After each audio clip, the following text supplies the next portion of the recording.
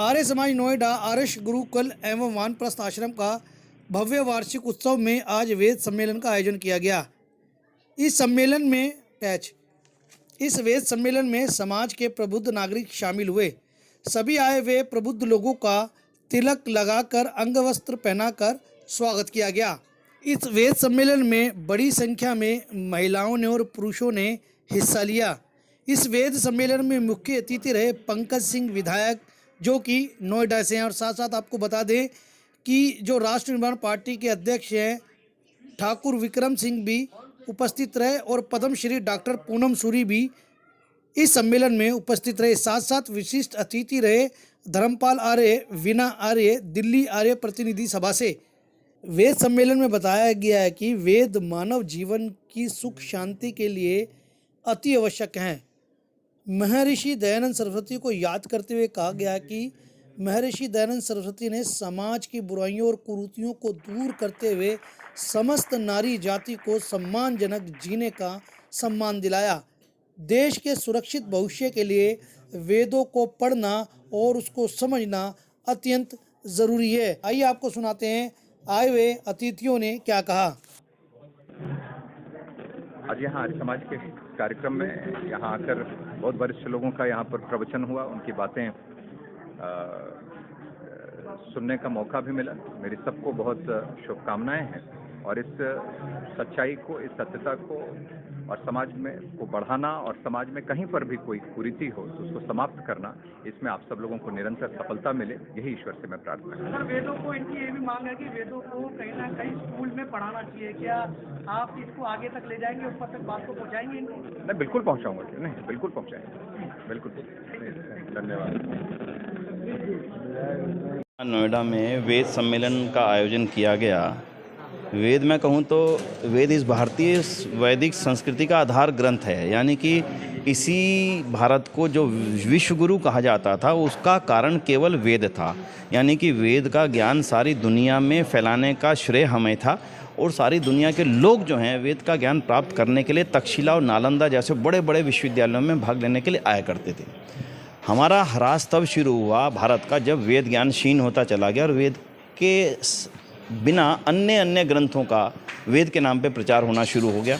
ऋषि दयानंद की हमारे ऊपर कृपा थी कि उन्होंने पुनर्वेद का ज्ञान को हमारे सामने प्रस्तुत किया कि असली ज्ञान वेद का ये है जिसके आधार पर दुनिया एक रूप होकर के चल सकती है।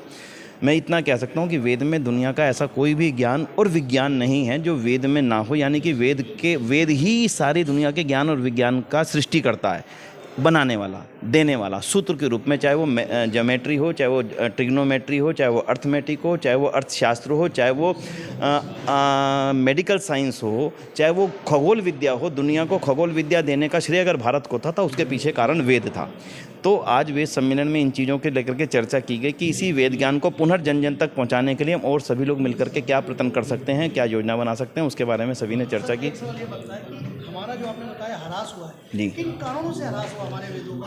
ह्रास कारण ये हुआ कि महाभारत के युद्ध के पश्चात में हमारे वेद के बड़े बड़े विद्वान मारे गए, बड़ी बड़े गुरुकुल नष्ट हो गए, बड़े बड़े योद्धा चले गए, जिनके कारण से वेद को पढ़ने पढ़ाने वालों का अभाव हो गया और वेद को गलत तरीके से बताने वालों ने अपने आप को वेद का लिखने वाला बोल दिया और उसमें वेद में जो नहीं था वो शामिल कर दिया। आज का जो कार्यक्रम है वेद सम्मेलन को लेकर के था और विश्व के अंदर जितने भी धार्मिक व्यक्ति हैं उनका किसी न किसी ग्रंथ पर विश्वास है।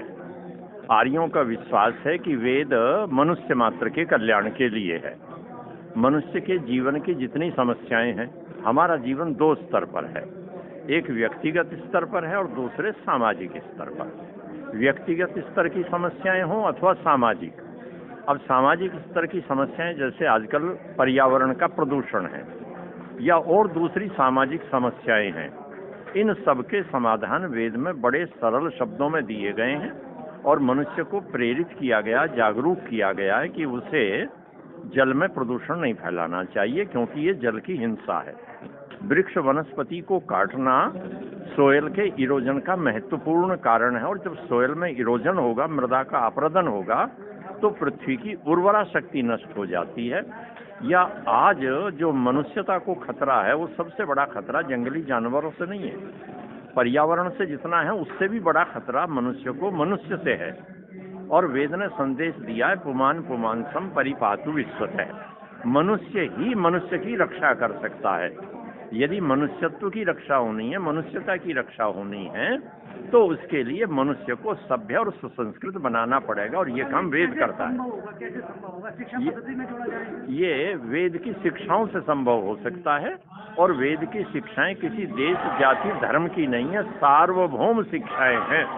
ये नैतिक शिक्षाएं हैं, मनुष्य की जो मोरल ड्यूटीज हैं उनका बोध कराना सारी मानवता के लिए है। इसमें कोई धर्मपंथ बाधक नहीं हो सकता, बशर्ते हम वेद को समझने की कोशिश करें।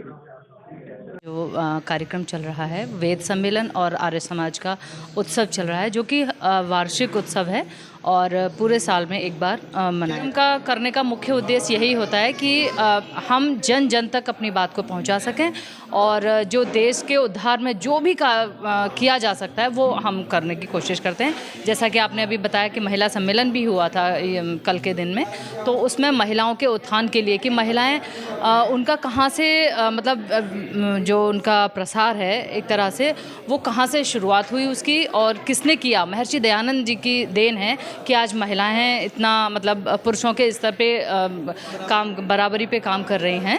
तो उस बात को जो महर्षि स्वामी दयानंद जी ने कही थी, उस बात को दृढ़ता से रखते हैं कि हमें महिलाओं के उत्थान के लिए बहुत सारे कार्यक्रम मतलब किए जाते हैं। में मुख्य उद्देश्य यही है कि जो वेदों के जो कार्यक्रम हैं जन जन तक पहुंचाए जाएं, तो वो कैसे पहुंचाए जा सकते हैं?